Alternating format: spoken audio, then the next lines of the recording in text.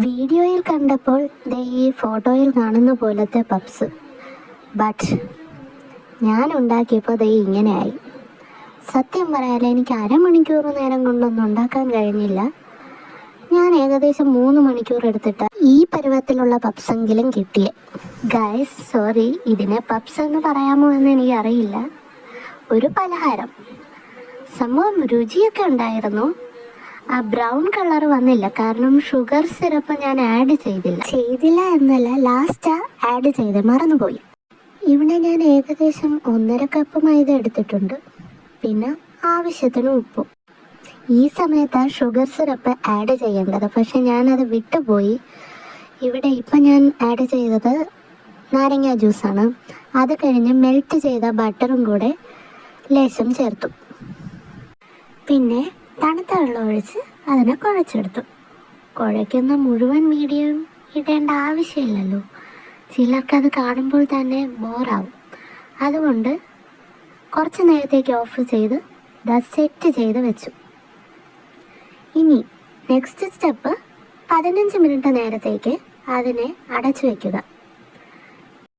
അടുത്ത പണി, ഒരു പാൻ എടുത്ത് ചൂടാക്കി അതിലേക്ക് എണ്ണ ഒഴിച്ച്, എണ്ണ ചൂടാകുമ്പോൾ കുറച്ച് ജീരകവും ഇഞ്ചി വെളുത്തുള്ളി ചതച്ചതും പിന്നെ പച്ചമുളക് അരിഞ്ഞതും കൂടി ഇട്ട് നന്നായിട്ട് ഇളക്കണം. സത്യം പറയാലോ, കുറേ സമയമെടുക്കും. അത് കഴിഞ്ഞ് സവാള അരിഞ്ഞതും കൂടി ഇട്ട് നന്നായിട്ട് വഴറ്റിയെടുക്കുക. ഏത് വീഡിയോ എടുത്താലും ഈസി എന്ന് പറയുന്നു. ഞാനിത് എത്ര ശ്രമിച്ചിട്ടും ഫസ്റ്റ് ടൈമാണിത് ശ്രമിക്കുന്നത്, പക്ഷേ എന്നെ കൊണ്ട് ഇത്രേ പറ്റുന്നുള്ളൂ.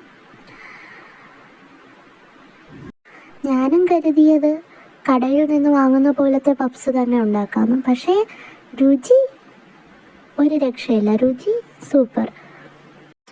ബട്ട് ഗൈസ്, എങ്ങനെ പോയാലും 3 മണിക്കൂർ വേസ്റ്റാവും.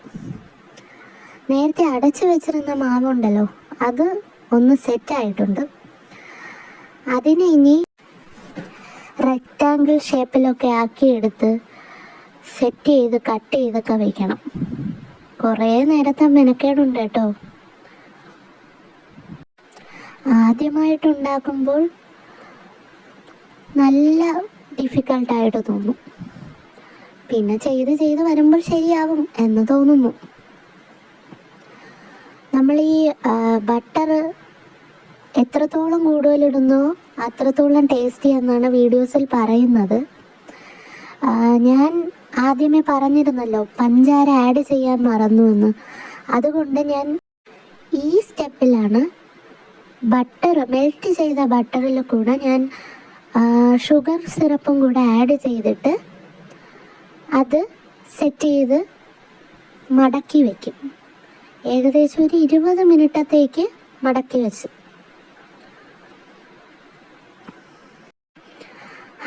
ഉള്ളി ഏകദേശം വഴന്ന് വന്നിട്ടുണ്ട്. ഇനി അതിലേക്ക് പച്ച മട്ടർ അതിട്ട് ഒന്ന് നന്നായിട്ടൊന്ന് വഴറ്റണം. ഉള്ള കാര്യം പറയാലോ, ഞാൻ അധിക നേരമൊന്നും വെയിറ്റ് ചെയ്തില്ല. അരിഞ്ഞു വെച്ചിരുന്ന ക്യാരറ്റും മാഷ് ചെയ്ത പൊട്ടറ്റോയും കൂടി ഇട്ടു. എന്നിട്ട് അതിനെ നന്നായിട്ട് വഴറ്റിയെടുത്തു. ഇവിടെ ഞാൻ ഗരം മസാലയ്ക്ക് പകരം പനീർ മസാല കുറച്ച് ആഡ് ചെയ്തു. അത് കഴിഞ്ഞ് മാഗി മസാല പാക്കറ്റായിട്ട് വാങ്ങാൻ കിട്ടും, 2 രൂപയാണ്. അത് ഒരു പാക്കറ്റ് ആഡ് ചെയ്ത് നന്നായിട്ടൊന്ന് മിക്സ് ചെയ്തെടുത്തു. പിന്നെ അല്പം മഞ്ഞൾപ്പൊടിയും ആവശ്യത്തിന് കുരുമുളക് പൊടിയും കൂടി ചേർത്ത് നന്നായിട്ടൊന്ന് മിക്സ് ചെയ്തെടുത്തു. നിങ്ങൾക്ക് ഊഹിക്കാലോ, ഇതെന്തായാലും നല്ല ഡ്രൈ ആയിട്ട് മാറിക്കാണും. അതുകൊണ്ട് മാത്രം ലേശം വെള്ളമൊഴിച്ച് അടച്ച് വേവിച്ചു. അങ്ങനെ ഫൈനലി ഈ സ്റ്റെപ്പും റെഡിയായി. ഇനി നേരത്തെ ബട്ടറൊക്കെ ഇട്ട് സെറ്റ് ചെയ്ത് മടക്കി വെച്ചേക്കുന്ന ആ ഒരു മൈദാമാവുണ്ടല്ലോ, അതിനെ ഒന്നും കൂടി നല്ലോണം പരത്തണം. റെക്റ്റാങ്കിൾ ഷേപ്പിനോ സ്ക്വയർ ഷേപ്പിനോ ഇഷ്ടമുള്ള ഷേപ്പിന് പരത്താം. അതിനുശേഷം അതിൻ്റെ 4 കോർണറിലായിട്ട് കട്ട് ചെയ്തെടുക്കണം. അത് കഴിഞ്ഞ് സ്ക്വയർ ഷേപ്പായിട്ട് അതിനെ മുറിച്ചിട്ട് നമ്മളുടെ തയ്യാറാക്കി വെച്ചേക്കുന്ന ആ ഒരു വെജിറ്റബിൾ സംഭവം ഉണ്ടല്ലോ, അത് ആഡ് ചെയ്ത് ഫോൾഡ് ചെയ്യണം. ഇഷ്ടമുള്ള രീതിക്ക് ഫോൾഡ് ചെയ്യാം. ഫസ്റ്റ് ഞാൻ വീഡിയോസിൽ കാണുന്നത് പോലെയൊക്കെ ട്രൈ ചെയ്തു. അത് ചിലതിൽ ശരിയായി, ചില ഫോൾഡിങ് ശരിയായിട്ടില്ല. അതുകൊണ്ട് ഫൈനലി എനിക്ക് ഇഷ്ടപ്പെട്ട രീതിയിൽ ഫോൾഡ് ചെയ്ത് വെച്ചു.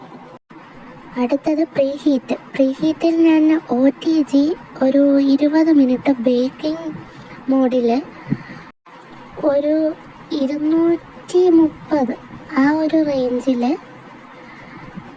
പ്രീഹീറ്റ് ചെയ്യാനായിട്ട് വെച്ച്.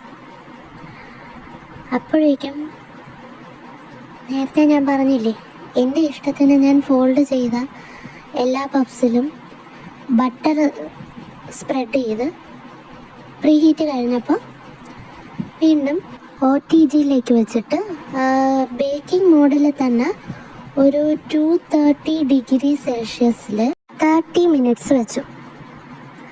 അത് കഴിഞ്ഞ് ഈ ഒരു പരുവത്തിൽ കിട്ടി.